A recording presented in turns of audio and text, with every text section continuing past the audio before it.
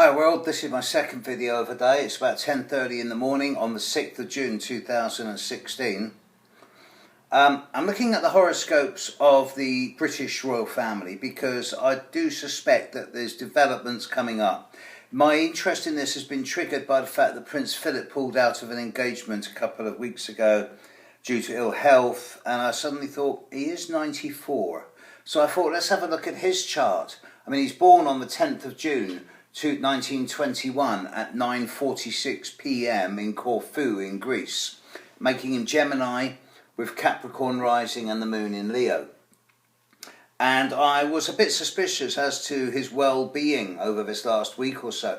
And indeed, looking at his chart and bearing in mind that we do have a couple of grand crosses coming up in Gemini at this time, I thought, well, perhaps it's time for him to be really sort of making his peace with the world. But it does seem that his chart is okay at the moment. However, I do note that at the very end of August, there is a total eclipse of the sun in Virgo, opposite Neptune, both of them T-square to Mars and Saturn in Sagittarius. And this is taking place exactly on top of his Jupiter and Saturn, both of which are square to his Sun in Gemini, both in Virgo, square his Sun in Gemini. And I do suspect that, there's going to be some rather difficult news to deal with regarding the royal family at some stage over the next 2 or 3 months. It would be very unfortunate if this were to happen imminently with the referendum coming up. But I'm also minded to look at the charts of the other members of the royal family. The Queen, with Saturn on the midheaven, has already outlasted Victoria, and she will be good for another 10 years. I can't see her ever abdicating. In the eventuality of close family departure, she may choose to step back, but not abdicate. Charles, with that loose conjunction of the Sun conjunct Chiron, is never really going to be endeared to the British population as the ideal king, so I'm not too sure about his potential ascendancy to the throne in the future. Indeed, I have gone down on record as having said that he'll never be king.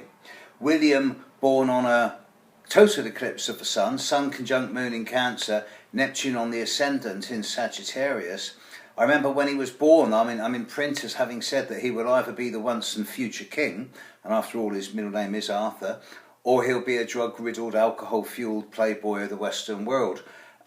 He's looking to be a nice guy. Those people I know who have met him have nothing but praise for him. He does seem to have captured the British public's eye, and I'm sure he will be a very popular king at some stage in the future. Prince Harry's chart is interesting. September the 15th, 1984, 4:20 in the afternoon in Paddington.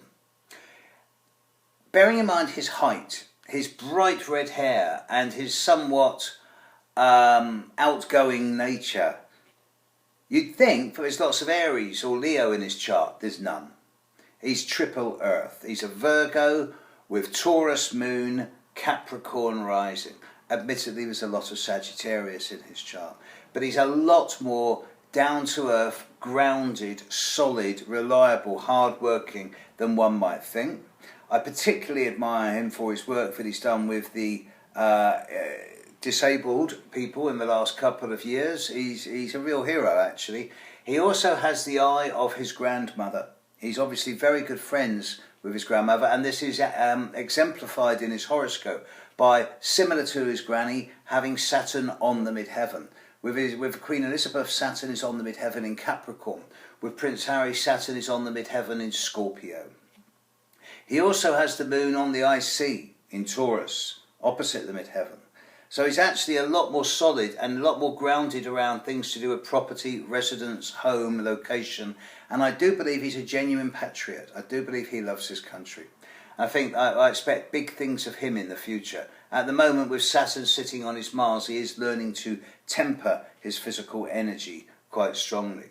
But I do expect some type of challenging news from the royal family over the coming few months, and I do expect at least one of the boys, if not both of them, will have to step up to the mark. I wish them well. There you go, folks. Royal family update. Bye.